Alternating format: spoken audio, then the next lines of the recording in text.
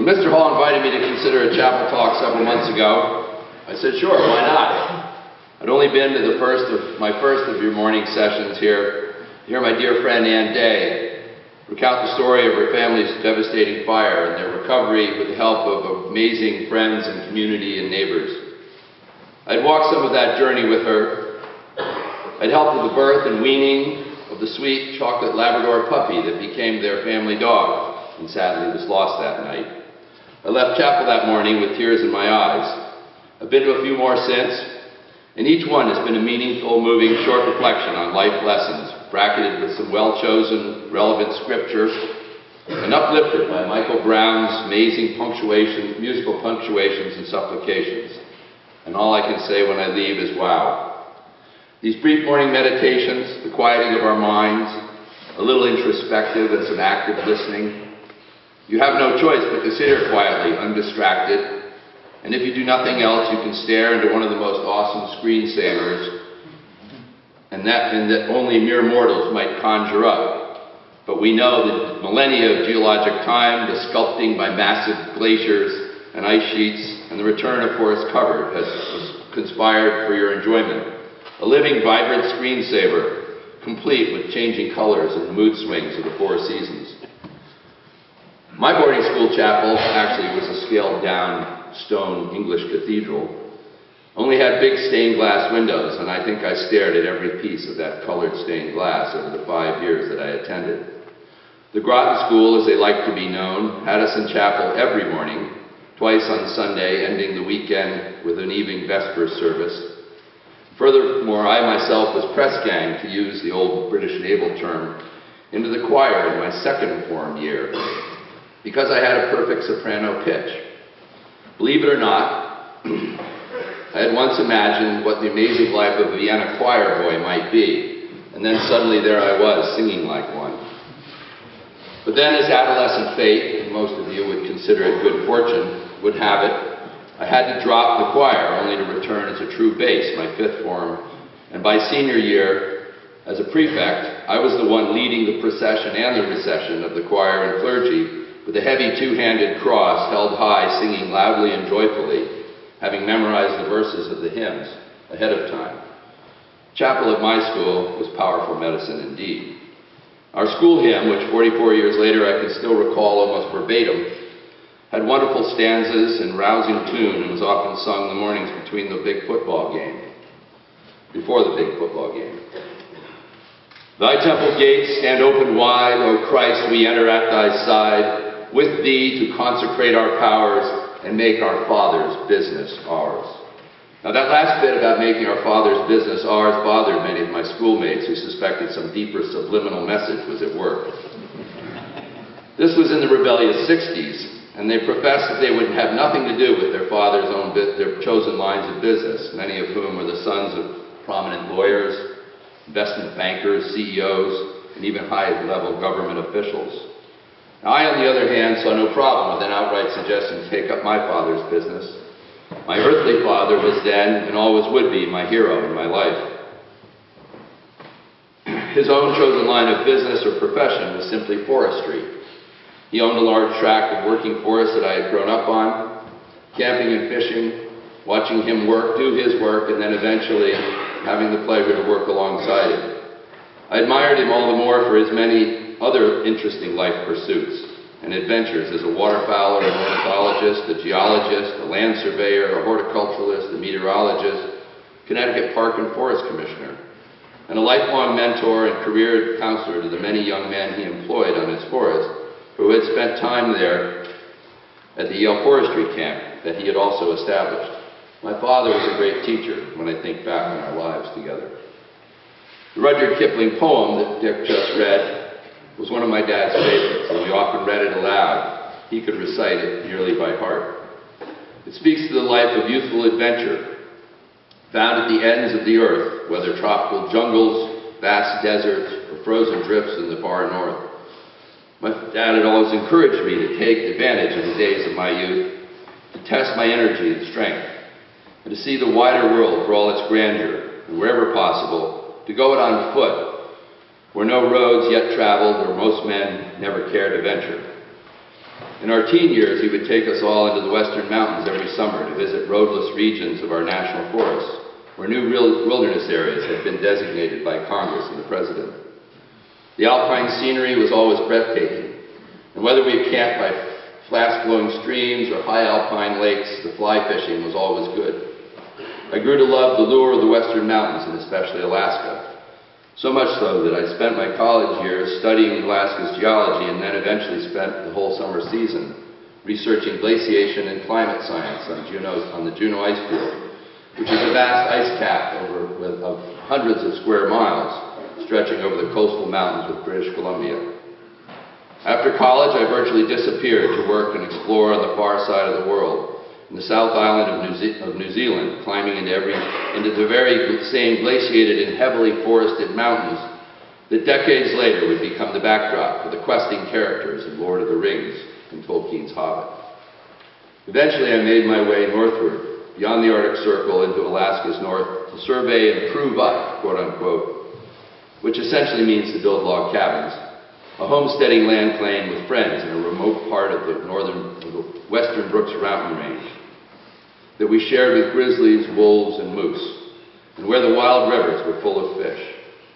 I almost went all in and stayed there in Alaska, but my father's call of filial duty and my love for a woman, now my beautiful wife of 35 years and mother to our 3 children, brought me home, back here to rediscover and help protect the forested and remarkable landscapes of my own backyard.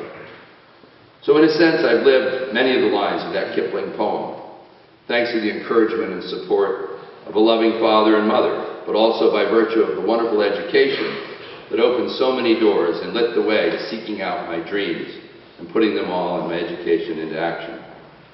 In these past few weeks, running up to this talk, I found myself ruminating on the twists of fate and my own experience as a teacher here at Salisbury School. How my knee injury, that's a literal bad twist of fate, and my ACL surgery last fall left me wallowing in some degree of self-pity, unable for at least 6 months, doctor's orders, to be out in the woods scrambling over rugged terrain and deep in the forest, which is my chosen professional career. But upon hearing from Mr. Rand and Mr. McCrisky about the life challenges and the health concerns that Hugh Cheney and his wife Glenn were facing and now confronting, my physical troubles seemed minuscule, and somehow I wanted to try and keep up the educational continuity for his students, if in some way I might. You all took a big chance with me. For academic or life coaching encouragement with my own kids or in any other teaching roles that I've done of late, I often have drawn upon the passages of a short autobiographical book written by a brilliant young professor at Carnegie Mellon University entitled The Last Lecture. Now I know that some of you are thinking, hey, great, this is it, Mr. Child's last lecture. But I'm sorry to disappoint you. We have lots of ground still to cover with regard to our assigned topics, and there's so little time left. So I'll keep talking at you or with you, as important as that is. The last lecture is a first-person accounting and a retrospective look at the life of Professor Randy Pausch, who was accepted as college faculty's challenge, somewhat atypically in the midpoint of his impressive academic career. Professor Pausch has agreed to talk for obvious reasons. He has terminal cancer and but a few months left to live. But rather than speak of his academic and research success, Randy Pausch pulls a head fake on his faculty colleagues. He speaks of how lucky he has been, of his gratitude, that even in a life cut short, he will have managed to have lived out all of his childhood dreams. He shares with everyone his template of actions for successful living, for preserving at all times the gift of laughter, and how lucky he was to find true love. He shares the very encouragement that a dying father would want to leave with his very young children, who will never really have known him. In the interest of time, I'll share with you guys some of the book's contents chapter headings and subchapter titles that introduce each of his short, meaningful vignettes. And the contents, really achieving your childhood dreams, lessons learned, enabling the dreams of others. It's about how you live your life. Or as Randy Pausch says parenthetically, here's what worked for me. In the last section are short sub-chapter messages with meaningful advice, and each one could contain a chapel talk in and of itself, such as, don't complain, just work harder. Look for the best in everybody. Loyalty is a two-way street. No job is beneath you. Never give up. And I thank Ned Corkery for covering that one well. Sometimes all you have to do is ask. The lost art of thank you notes. And finally, show some gratitude. And that last admonition is the one upon which I will end this talk. Too often in our busy, fast-paced lives, we fail to take a moment and weigh what we have gained in living each day. And we give thanks to someone, some object, some natural force that has helped us along the way. In my brief time here, I must say that I've been impressed to hear so many of you thank me at the end of each class discussion, and to see you reach out to shake my hand. I appreciate those gestures, as I'm sure many of your teachers do. A few days ago, I skipped out on the midterm faculty meeting, in order to attend the reception for a friend and colleague, the Dean of the Yale School of Forestry and Environmental Studies. President Salovey of Yale was hosting an assembly of staff and faculty at the graduate school. And for those of you that don't know, I'm lucky enough to still be able to teach an intensive 3-week-long field course every year at the same Yale camp that is out in our great mountain forest. And my students include all of those incoming master's degree students.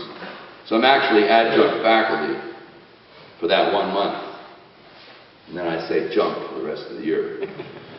The President's reception was our school's collective chance to pay tribute to Dean Crane for his 7 years of dedication and successful efforts to improving Yale's environmental commitment to sustainability, ensuring educational strength and diversity through increased scholarship funding, secured funding for new faculty positions, and renovating buildings and workspaces.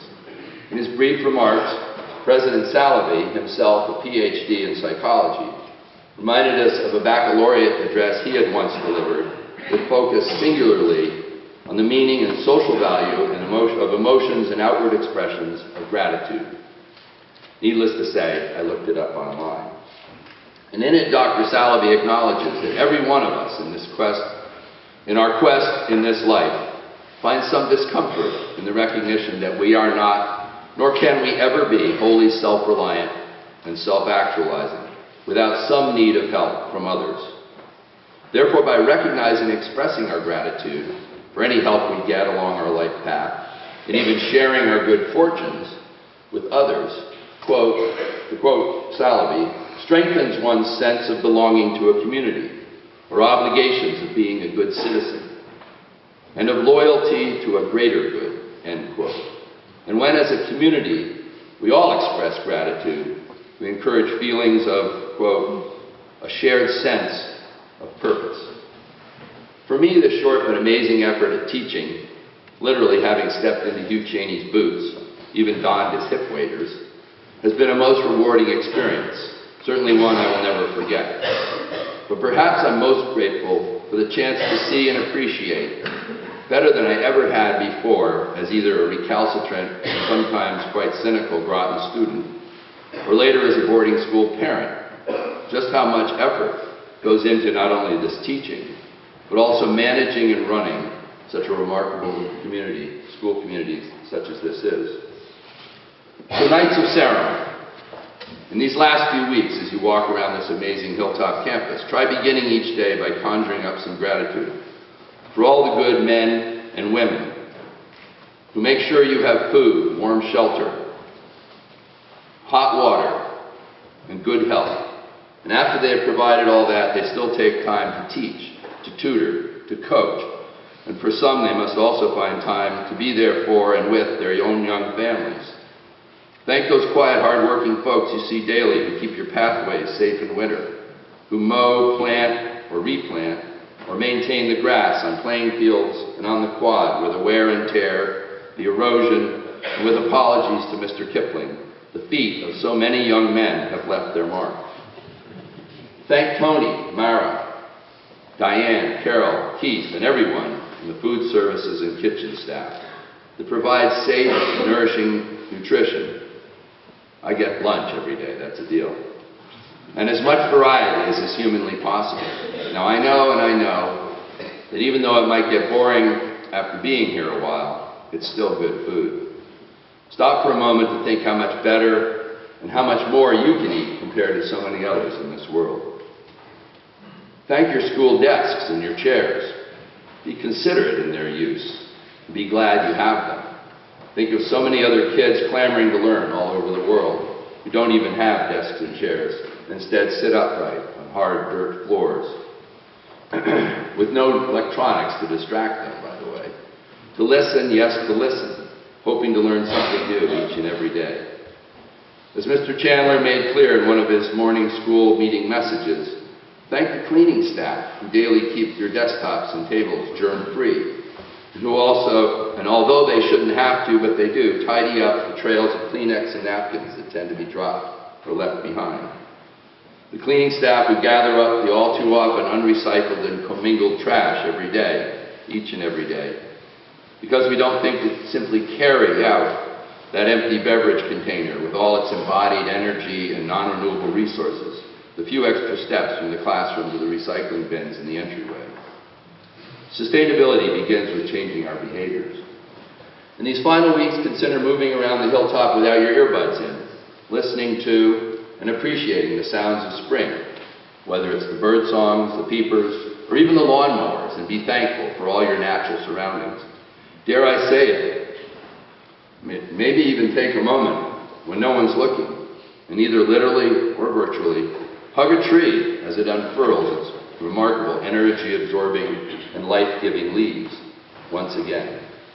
Be thankful you are in school here in Northwest Connecticut, where, thanks to the forest and the climate around us, we have cleaner air, good quality water, clear streams and crystal lakes to recreate on, and more green plants and biodiversity than literally billions of others in our so less fortunate on this planet, and sadly even many here in this great land of ours.